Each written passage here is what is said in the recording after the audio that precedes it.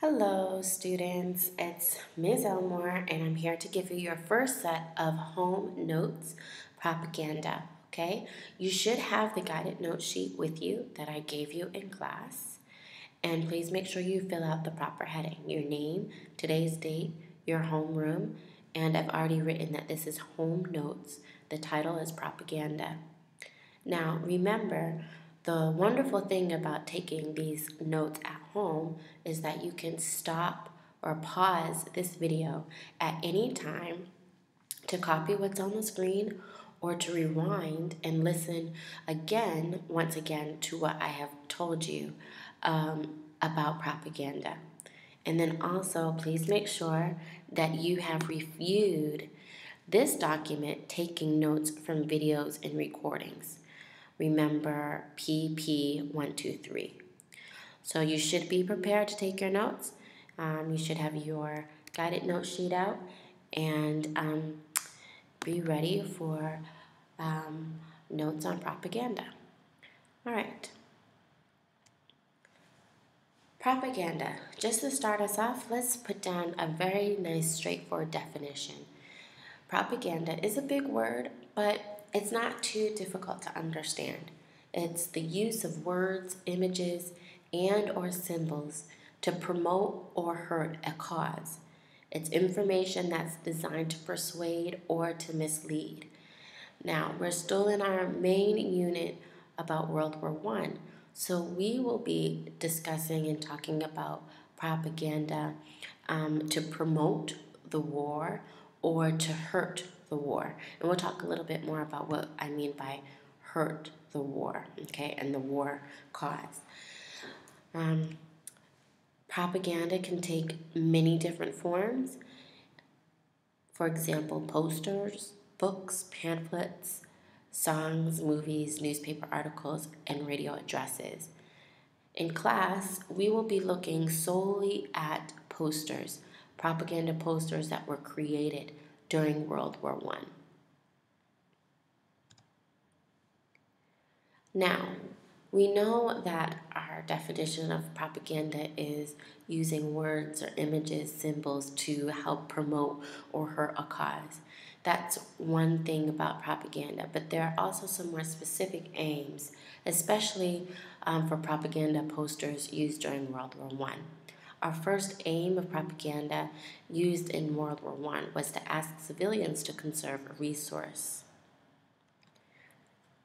And here you see a poster asking civilians to conserve coal. Another aim of the World War I propaganda was obviously to recruit men to go fight in the war. Okay, so here's another one. Our next aim was to encourage civilians to support the war. So you see this one here. This is asking women to let their men go off and fight the war. Aid our allies. Okay. And maybe down here you can see it says enlist today. Keep up morale. So to keep the positive spirit up about the war, because we know that within a couple of months and by the last year, the morale of many of the soldiers was very low. And to create hatred and suspicion of the enemy. So this is one way in which the propaganda is hurting the cause of World War I. Okay?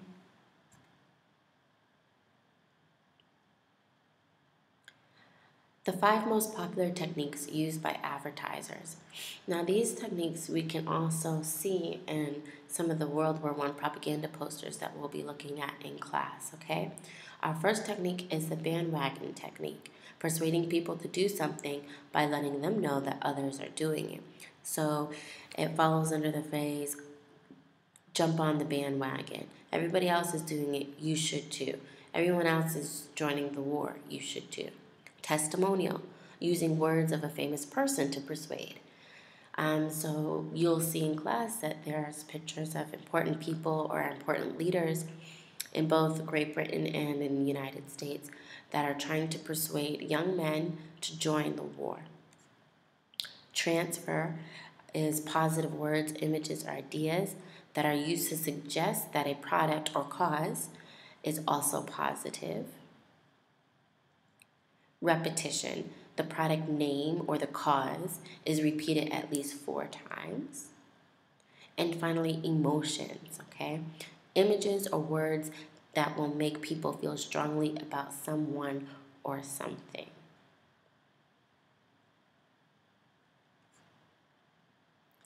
So just take a moment to think about ads that you see today that use some of the 5 techniques that I just explained to you. And then be prepared to share at least one that you see around. All right, I'm about to show you some more examples of World War I propaganda posters. As you look, think about what the aim of the poster is and the advertising technique that's used.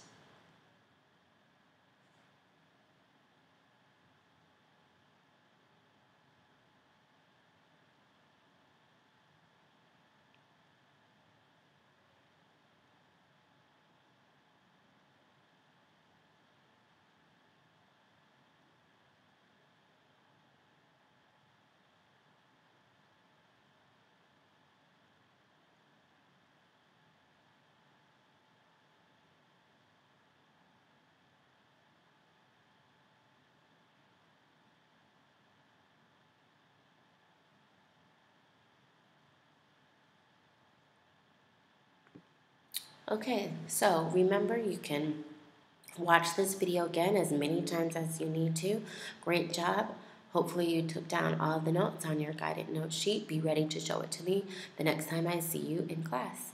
Hope you have a good evening. Bye-bye.